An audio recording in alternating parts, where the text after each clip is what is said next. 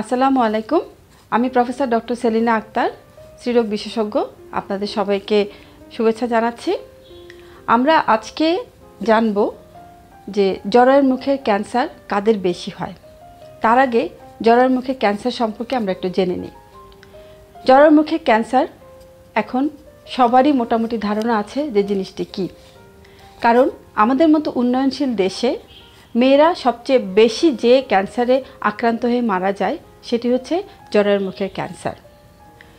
প্রতি 2 মিনিটে পৃথিবীর কোথাও না কোথাও মারা যাচ্ছে একজন নারী এই জরায়ুর মুখের ক্যান্সারের জন্য, এবং খোদ আমাদের এই বাংলাদেশে প্রতিদিন মারা যাচ্ছে 18 জন নারী এই জরায়ুর মুখের ক্যান্সারে আক্রান্ত হয়ে। আসলে আমরা জেনে নিই যে জরায়ুর মুখের ক্যান্সারের কারণগুলো কী। সত্যি কথা বলতে কি, জরায়ুর মুখের ক্যান্সারের কোনো নির্দিষ্ট পিন পয়েন্ট কোনো কারণ এখন পর্যন্ত আমরা বের করতে পারিনি।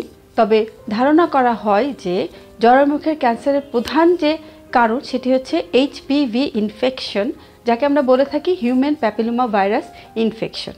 এবং এই ইনফেকশনটি বলা হয় যে যৌন সংযমের মাধ্যমেই বেশি ছড়িয়ে থাকে।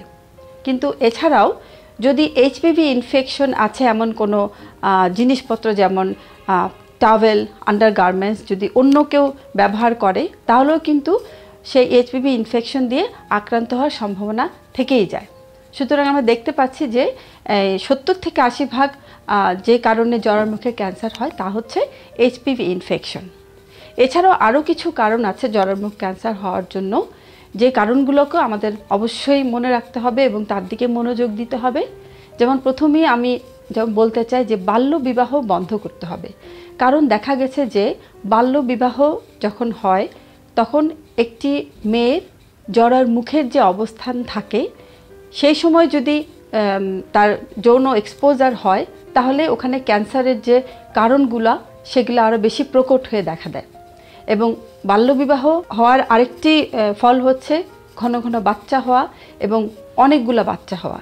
এবং দেখা যায় এই ধরনের মেয়েরাই পরবর্তীতে জরায়ুর মুখের ক্যান্সারে আক্রান্ত বেশি হয়। তারপরে যে কারণটি সেটি হচ্ছে নিয়মিত চেক আপ না করানো। দেখা যাচ্ছে যে আমরা এমনও অনেক মেয়ে পেয়ে থাকি যে তারা সারা জীবনেও কোনো দিন ডাক্তারের কাছে আসেনি। এবং আরেকটি সবচেয়ে ভয়াবহ ব্যাপার হচ্ছে যে জরায়ুর মুখের ক্যান্সারের কোনো সিমটমস বা উপসর্গ নাই। যেমন অনেক অসুখ বিসুখ আছে আমাদের, যে সমস্ত অসুখ বিসুখে আমরা বুঝতে পারি যে হয়তো জ্বর আসছে, হয়তো অন্য কোনো সমস্যা, বেশি ব্লিডিং হওয়া, তলপেটে ব্যথা হওয়া। সবচেয়ে আশ্চর্যের কথা হচ্ছে জরায়ুর মুখ ক্যান্সারে তেমন কোনো উপসর্গ দেখা যায় না। যখন এই ক্যান্সার অনেক বেশি অ্যাডভান্স হয়ে যায়, সারা শরীরে ছড়িয়ে পড়ে, যখন আমাদের আওতার বাইরে এই রোগটি চলে যায়, তখনই দেখা যায় যে মেয়েরা সমস্যা নিয়ে আমাদের কাছে আসে। সেজন্যই যেহেতু কোনো উপসর্গ নাই, আমাদের আগে থেকে সচেতন হতে হবে এবং যাদের জরায়ুর মুখে ক্যান্সার হওয়ার সম্ভাবনা বেশি তাদেরকে সচেতন হতে হবে। জরায়ুর মুখে ক্যান্সারের আরও কারণ হচ্ছে STD ইনফেকশন, বা যাকে আমরা বলে থাকি সেক্সুয়ালি ট্রান্সমিটেড ডিজিজ ইনফেকশন। এবং বলা হয় যে এই ইনফেকশনটা খুব বেশি। সবচেয়ে দুঃখের কথা হচ্ছে যারা STD ইনফেকশনে আক্রান্ত হন তারা লোকলজ্জার ভয়ে হোক, সামাজিকতার ভয়ে হোক, অনেক সময় ডাক্তারের কাছে আসেন না এবং সেই STD ইনফেকশনের যথাযথ চিকিৎসা করেন না। চিকিৎসা না করার ফলে ওই STD ইনফেকশনের কারণে তার জরায়ুর মুখের ক্যান্সারের সম্ভাবনা বেড়ে যায়। HIV অথবা এইডস রোগ যাদের হয় তাদেরও জরায়ুর মুখে ক্যান্সারের সম্ভাবনাটা বেড়ে যায়। এছাড়াও যাদের শারীরিক রোগ প্রতিরোধ ক্ষমতা কম তাদেরও কিন্তু জরায়ুর মুখের ক্যান্সার আক্রান্ত হওয়ার সম্ভাবনা বেড়ে যায়।